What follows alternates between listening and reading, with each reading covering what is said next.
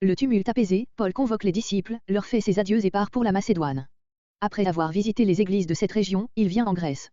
Il y séjourne 3 mois, puis, comme les Juifs ourdissent un complot contre lui au moment où il va s'embarquer pour la Syrie, il se décide à repasser par la Macédoine, 1 à 3. Verset 1. Verset 1 à 3.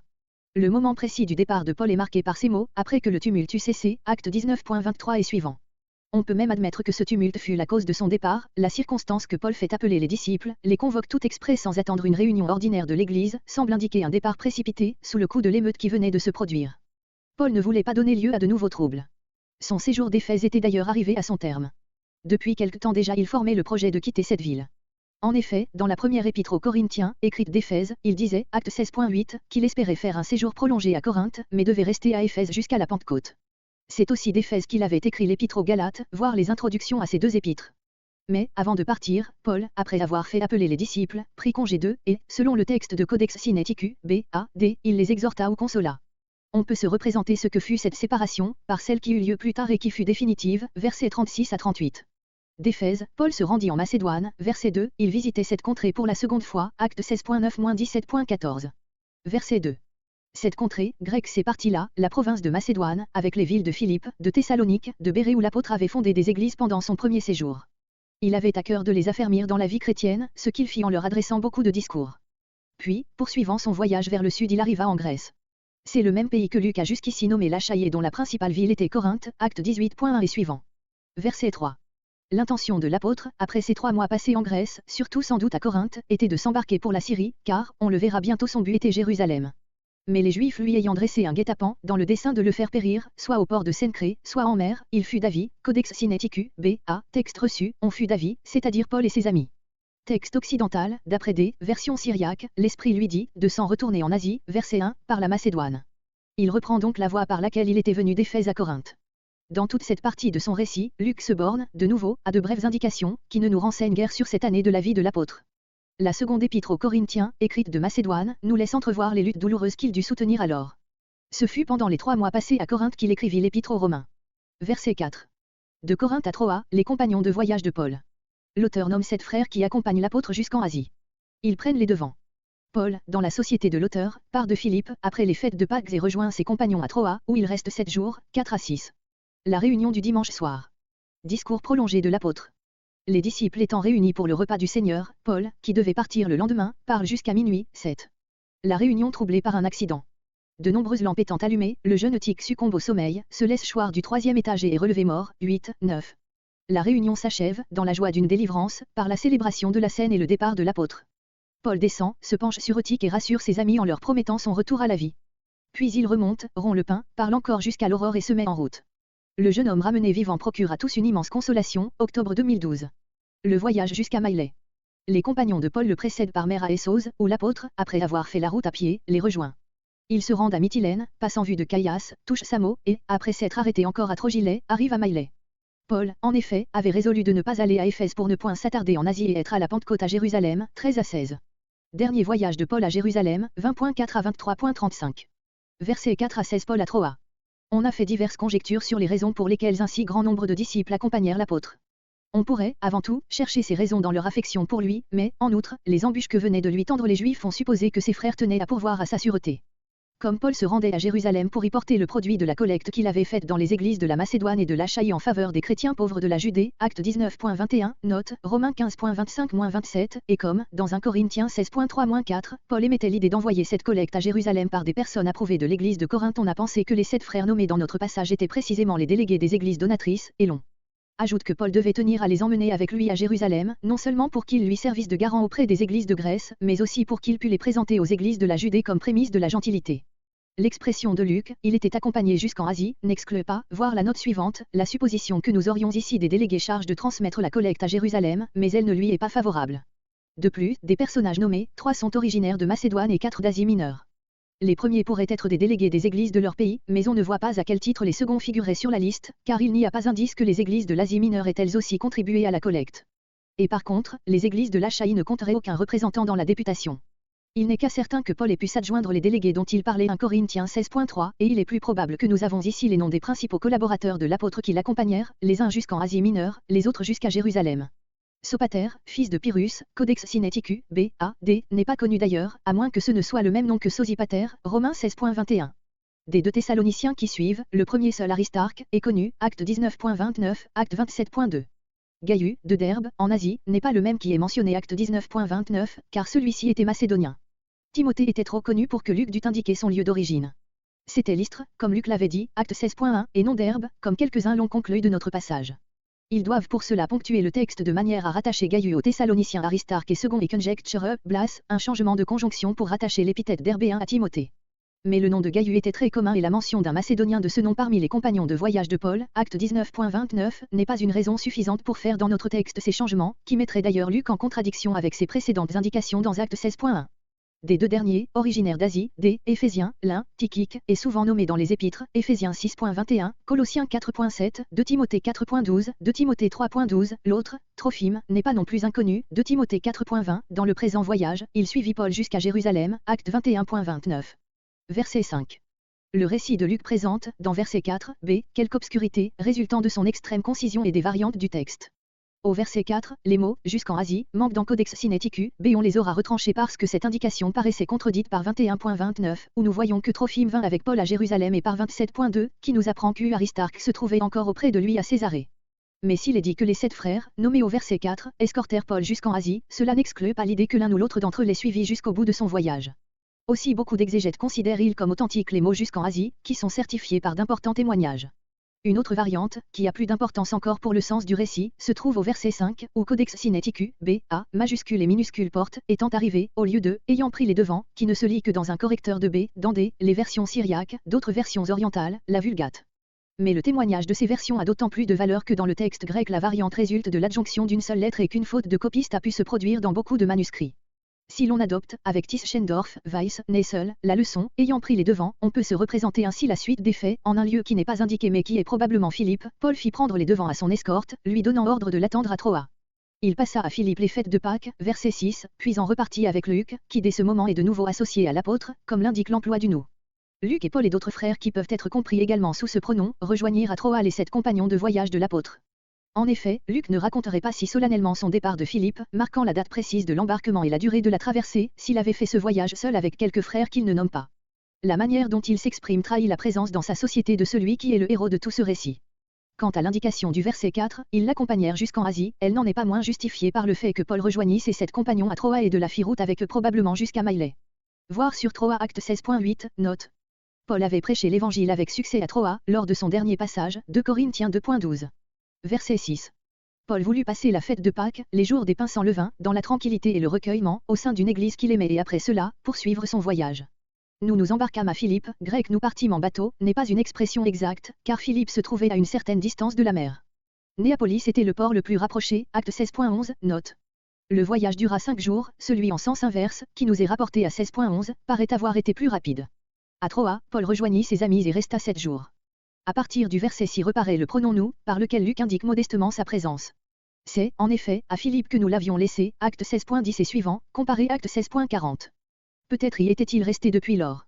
Verset 7. Rompre le pain est l'expression usuelle pour la célébration de la scène, acte 2.42, note. Il faut remarquer que cette assemblée avait lieu le premier jour de la semaine, le dimanche. On peut en conclure que ce jour était spécialement consacré aux réunions de culte, comparé 1 Corinthiens 16.2, Apocalypse 1.10. Ces passages ne prouvent pas d'une manière absolue que le dimanche fut dès lors universellement observé par les chrétiens comme jour du repos. Mais déjà les pères apostoliques mentionnent sa célébration générale, voire Justin, à Paul. I. 67, et il est probable que le souvenir de la résurrection du Sauveur fit mettre à part le premier jour de la semaine dès l'époque des apôtres. Le texte supporte, contre l'autorité de Codex Sinaiticus, B, A, D, comme les disciples étaient assemblés et au verset 8, ils étaient assemblés. Verset 8. On s'était réunis le soir, peut-être déjà un peu tard et comme Paul devait partir le lendemain et qu'il savait qu'il ne devait plus revoir ses frères de Troa, verset 25, il parla, de l'abondance de son cœur, jusqu'à minuit. On a vu dans le fait qu'il y avait beaucoup de lampes dans cette chambre haute, une mesure de prudence, qui devait prévenir les calomnies ordinaires contre les assemblées des chrétiens. Mais il est douteux que ces accusations se soient déjà produites alors. Luc relève ce fait, parce que la chaleur de ces lampes, viciant l'atmosphère, contribua à l'assoupissement de Tic. Verset 10. Ces derniers mots, prononcés avec joie, signifiaient « il revient à la vie ». Quelques exégètes donnent à ces paroles le sens « il n'est pas mort ». Mais comme Luc, témoin oculaire de cette scène, dit positivement qu'il fut relevé mort, il est évident qu'il entend raconter la résurrection de ce mort. Se pencher sur lui, le prendre dans ses bras furent les moyens par lesquels l'apôtre le ramena à la vie, comparé 1 Rois 17.21. Verset 11. La scène et le repas n'eurent lieu qu'après le discours de Paul et l'incident du jeune homme. C'est l'apôtre qui fait la fonction du père de famille, en rompant le pain.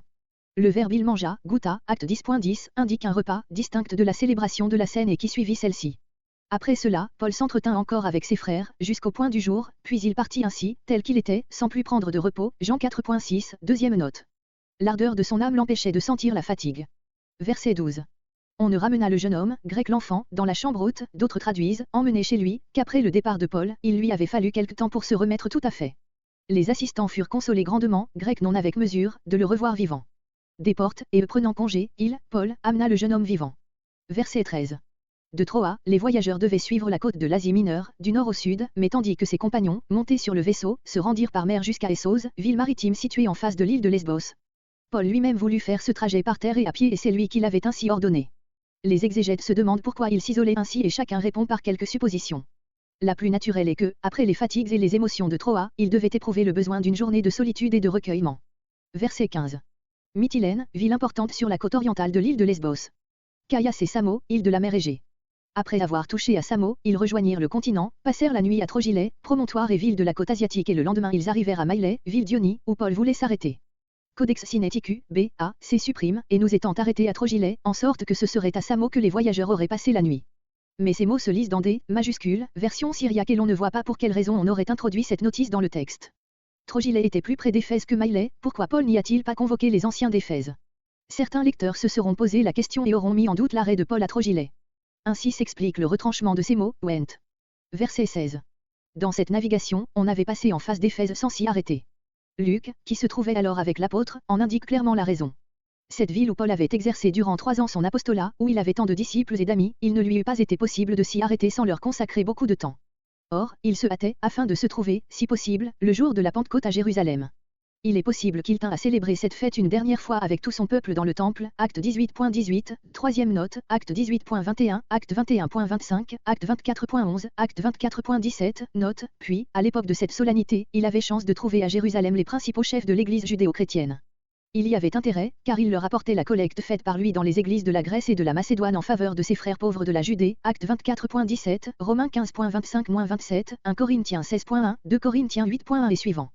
Il espérait que ce témoignage de la charité des païens convertis ne fortifierait pas seulement le lien qui unissait les jeunes églises de la Grèce à l'église mère, mais ferait une bonne impression sur les Juifs eux-mêmes, qui en entendraient parler. La suite prouvera qu'il avait compté sans la haine de ce peuple endurci. Verset 17. L'apôtre rappelle ce qu'a été son ministère à Éphèse. Il fait venir à Maïlée les anciens de l'église d'Éphèse, il les invite à se souvenir de l'humilité dont il a fait preuve au service de leur église, de ses souffrances causées par les Juifs, de la fidélité avec laquelle il les a instruits, en public et en particulier, suppliant Juifs et Grecs de se convertir et de croire, 17 à 21. Paul envisage les tribulations que l'avenir lui réserve. Lié par l'esprit, il se rend à Jérusalem, sachant que des chaînes l'y attendent, mais il fait volontiers le sacrifice de sa vie, pourvu qu'il achève le ministère qu'il a reçu de rendre témoignage à la bonne nouvelle de la grâce, 22 à 24. Adieu. Exhortation à la vigilance et à un ministère désintéressé. Il déclare à ceux auxquels il a prêché qu'ils ne le reverront plus. Il proteste qu'il est net du sang de tous, leur ayant fait connaître tout le conseil de Dieu. Il les exhorte à veiller sur eux-mêmes et sur le troupeau qui sera exposé aux attaques d'hommes dangereux et verra s'élever de son propre sein des docteurs qui chercheront à le pervertir. Qu'ils imitent donc l'exemple que Paul leur a donné en exhortant pendant 3 ans un chacun nuit et jour avec larmes. Il les recommande à Dieu et à la parole de sa grâce. Il leur rappelle le désintéressé aimant avec lequel il a travaillé au milieu d'eux, pourvoyant à ses besoins et à ceux de ses collaborateurs et leur montrant ainsi comment il faut agir selon le précepte de Jésus, il y a plus de bonheur à donner qu'à recevoir, 23 à 35. Prière et séparation. Paul se met à genoux et prie avec tout. Il pleure et l'embrasse, affligé de sa déclaration qu'il ne reverrait plus son visage. Il l'accompagne au navire, 36, 37. Versets 17 à 38 Paul à Maïlée, adieu aux anciens d'Éphèse.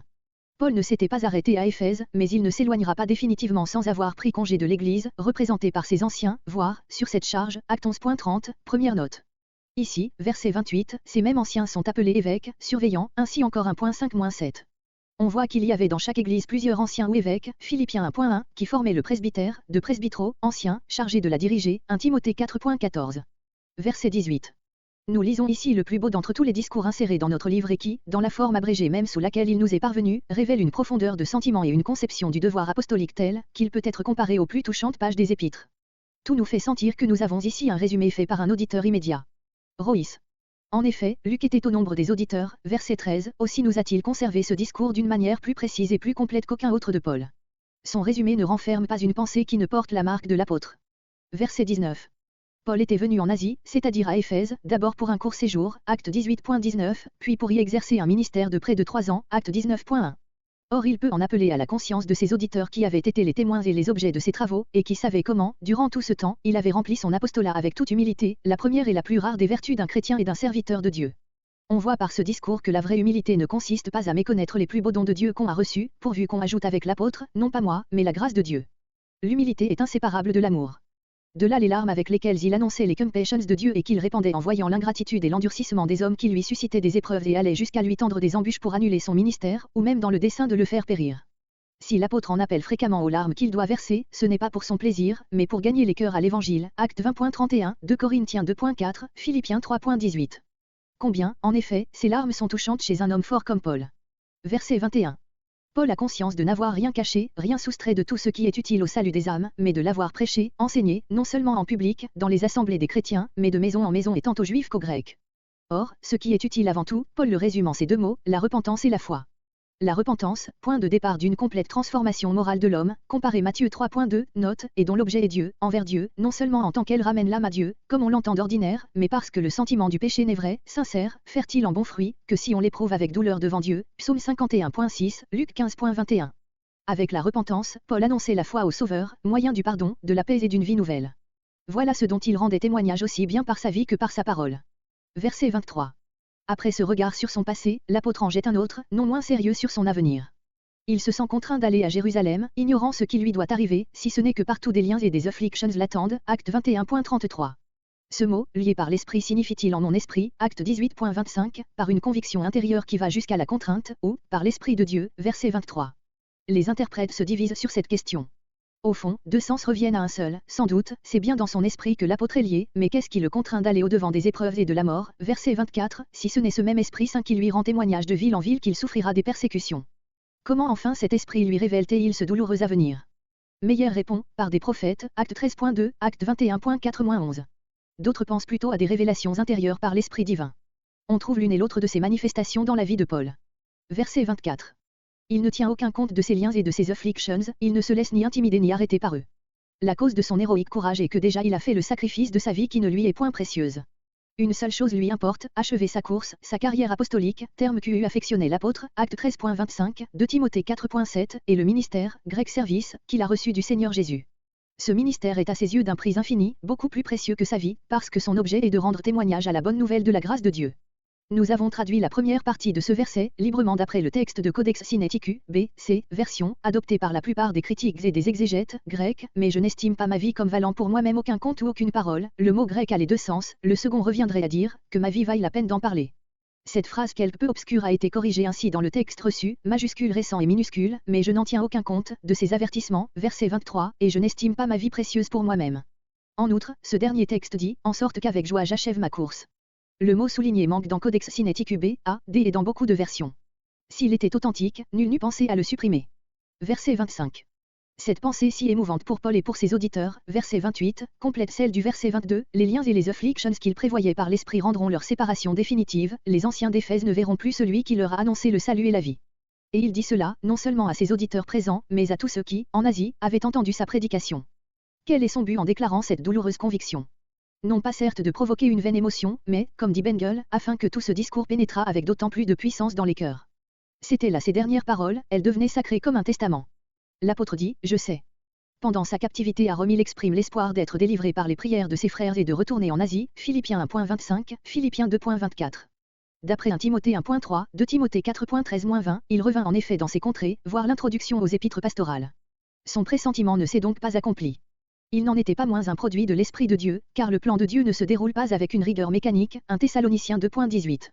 Si l'on insiste sur le fait que Paul n'exprime pas seulement une appréhension, mais dit « je sais », on peut supposer qu'aucun de ses auditeurs de Maillet ne revit son visage. Après un grand nombre d'années, ils pouvaient être morts ou dispersés. Bengel. Verset 27. Solennelle conclusion de ce qui précède, puisque je vous ai annoncé tout le conseil de Dieu pour la rédemption du monde et le salut de vos âmes, je suis net de votre sang, acte 18.6, innocent de votre mort, si vous vous perdez. Je vous l'atteste, je vous en prends à témoin, en ce jour de notre dernière entrevue. De telles paroles et tout ce discours de Paul nous révèlent en lui une conscience si pure, un apostolat tellement sanctifié, qu'on en reste humilié, saisi de crainte et de tremblement. Verset 28. Donc, puisque sur vous seul repose une si redoutable responsabilité, cette particule manque dans Codex Sinaiticus, B.A.D. C'est par là que l'apôtre passe à la dernière partie de son discours, à l'exhortation qu'il adresse à ses auditeurs et qui est rendue incisive par tout ce qui précède. L'évêque, surveillant, verset 17, note, doit prendre garde, avec une sainte vigilance, d'abord à lui-même, à son âme, à sa vie chrétienne, 1 Timothée 4.16, puis à tout le troupeau qui lui a été confié, par qui? Par l'Église elle-même, sans doute, mais comme c'est l'Esprit Saint qui vit et agit en elle, comme, avant tout, c'est de cet Esprit que l'évêque a reçu tous les dons qui le rendent capable de l'être, 1 Corinthiens 12.4-30, Romains 12.6-8, c'est bien cet Esprit Saint qui l'a établi, donc c'est envers lui qu'il est responsable. La vocation de l'évêque ou du pasteur est de paître l'Église, c'est-à-dire de la nourrir de la parole divine et de la conduire, de la garder, comme le berger fait de son troupeau. De là vient cette expression figurée, comparée Ésaïe 40.11, Ézéchiel 34.2 et suivant, 1 Pierre 5.2, Jean 21.15-17. Mais l'Église n'appartient pas au pasteur, il ne doit jamais l'oublier, c'est l'Église du Seigneur. Et ce qui doit la lui rendre infiniment précieuse et sacrée, c'est que le Seigneur l'a acquise, rachetée par son propre sang, c'est-à-dire par sa mort, par son sacrifice expiatoire, en sorte que l'Église est sa propriété exclusive, Éphésiens 1.14, Éphésiens 2.14, 1 Pierre 2.9. Ici se présente l'une des variantes les plus célèbres de tout le Nouveau Testament. Le texte reçu dit, l'Église de Dieu.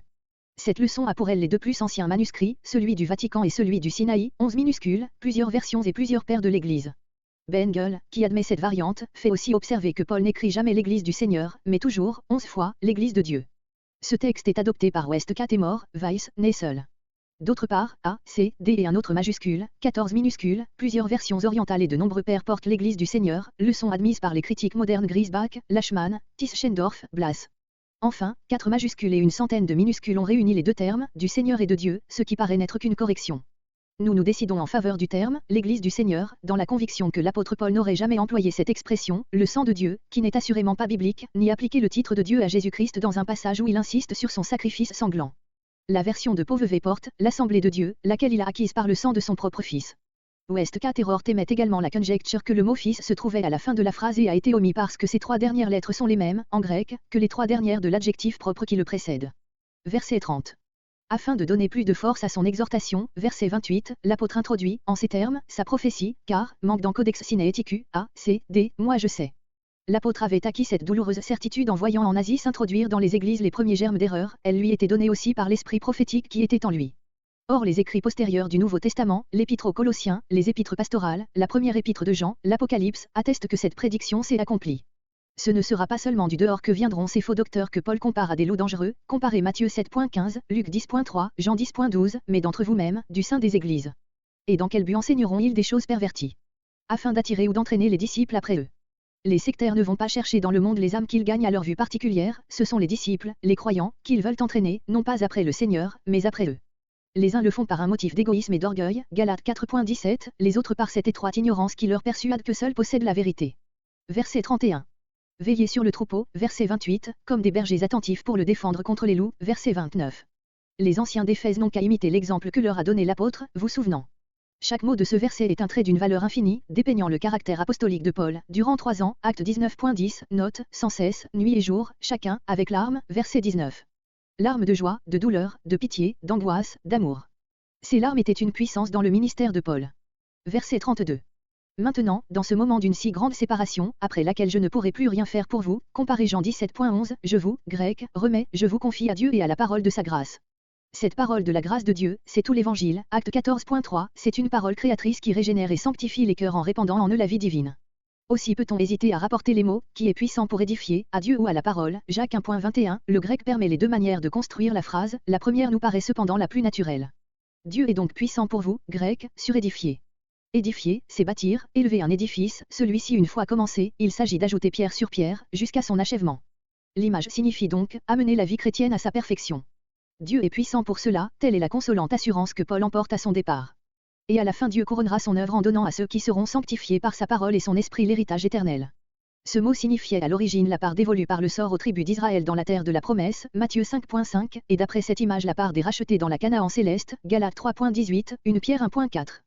Verset 34.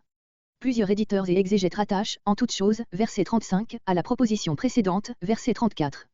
L'apôtre voulait, paraît-il, terminer son admirable discours par la parole d'adieu qui précède, verset 32, mais une pensée importante s'offre encore à lui et il l'ajoute, recommander aux anciens d'Éphèse le désintéressement dont il leur avait donné l'exemple, et cela, par égard pour les faibles, que scandaliserait la moindre apparence d'avarice.